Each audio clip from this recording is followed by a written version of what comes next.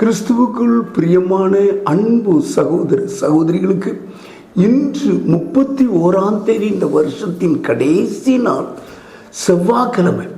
உங்களுக்கும் உங்களுடைய குடும்பத்திற்கும் உங்கள் பிள்ளைகளுக்கும் கர்த்தருடைய ஜீவ வார்த்தை ஆதியாகம புஸ்தகம் 22வது அதிகாரம் 14வது வசனம். ஆபிரகாம் அந்த இடத்திற்கு யெகோவா ஈரே என்று பெயரிட்டான். அதனாலே கர்த்தருடைய பர்வதத்திலே பார்த்து கொள்ளப்படும் என்று இந்நாள் வரைக்கும் சொல்லப்படுகிறது. யெகோவா ஈரே எல்லாம் பார்த்து கொள்வான்.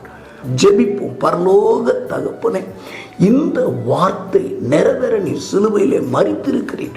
யெகோவா ஈரே எல்லாவற்றையும் பார்த்து கொள்ளுகிறவரே, உம்முடைய பிள்ளைகளை கூர்ந்து கவனித்து அவர்களை ஆசீர்வதி. இந்த வார்த்தை அப்படியே நிறைவேறட்டும். இயேசுவின் மூலம் ஜெபிக்கிறேன்.